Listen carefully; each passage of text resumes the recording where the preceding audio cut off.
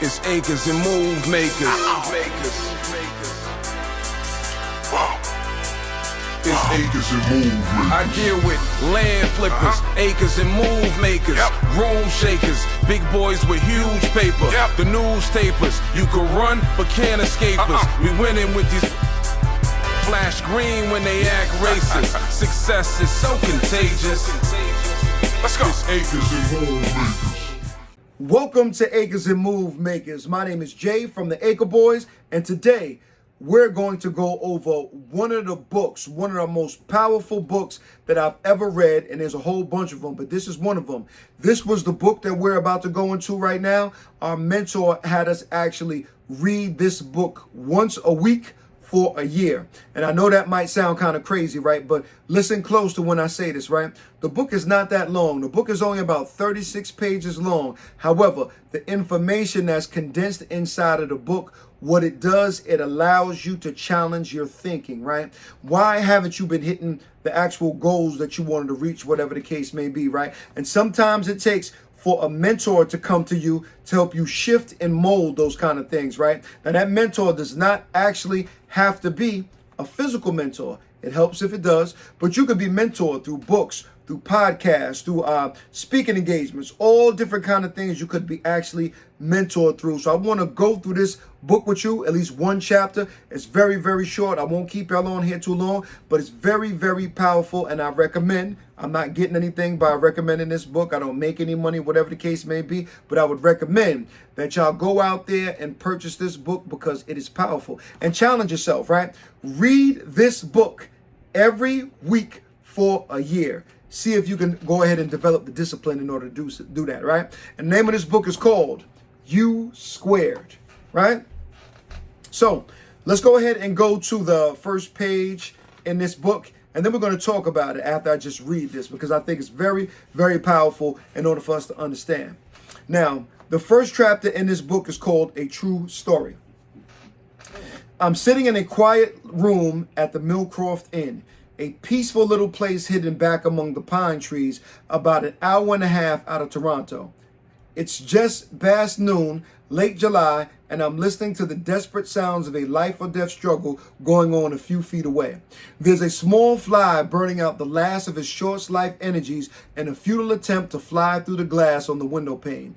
The winding wings tell the poignant strategy, try harder, but it's not working.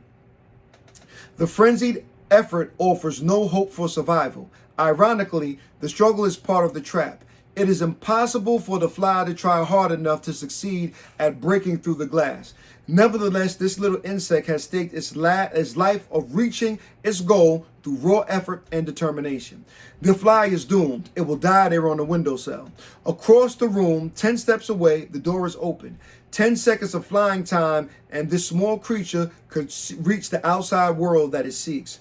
With only a fraction of the effort now being wasted, it could be free from its self-imposed trap. The breakthrough possibility is there. It would be so easy.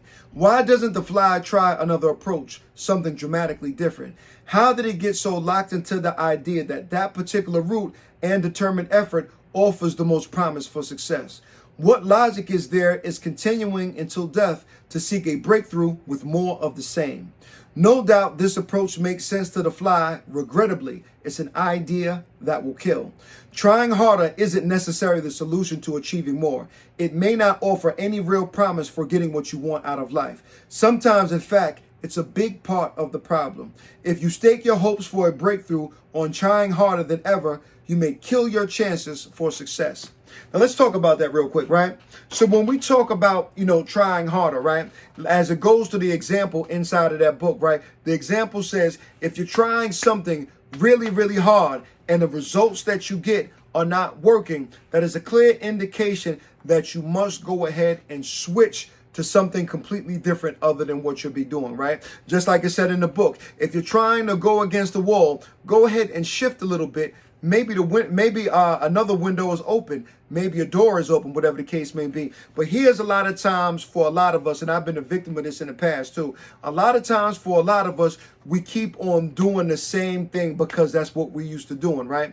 It takes for somebody to come in with knowledge, wisdom, and understanding to go ahead and say, listen, the way that you're doing it is not working. So let's go ahead and tweak the way that you're doing it, and let's see if we get a different result there, right? We're always talking about the actual results that we get, right? Because there's only one way, y'all, only one true way to test how you're doing, right? And that one true way is called results. Your results tell you how good you're doing inside of any area in your life. Just that one thing, results. So if you're doing the same thing over and over again and experiencing the same result, that's the equivalent to insanity, right? You have to do something different. To give y'all an analogy of what that was like for us first coming in, when we first initially started the land business, it was challenging or whatever the case may be. And a lot of things, you know, to the visual eye weren't really working, right? So based off of the things that we were doing, we started to say to ourselves, what are we missing inside of this scenario, right? What are we doing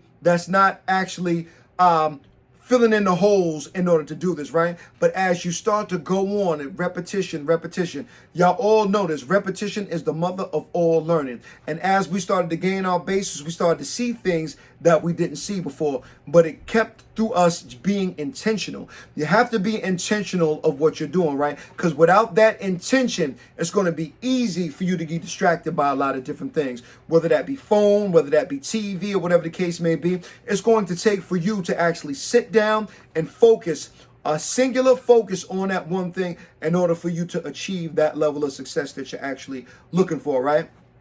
Like I said in the beginning, mentors.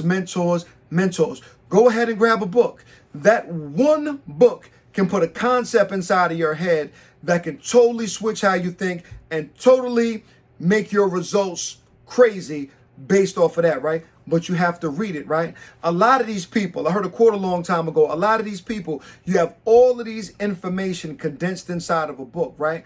Somebody has spent their life putting all of this information inside of a book, right? And you don't read it. And you say you actually want to be successful, right? You have to go ahead and put yourself in environments and different rooms that are going to allow you to stretch.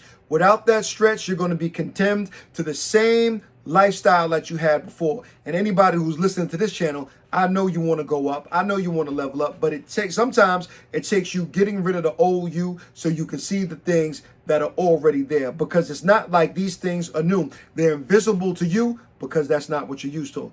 You know what I mean? So just want to talk to y'all about that and the power of books.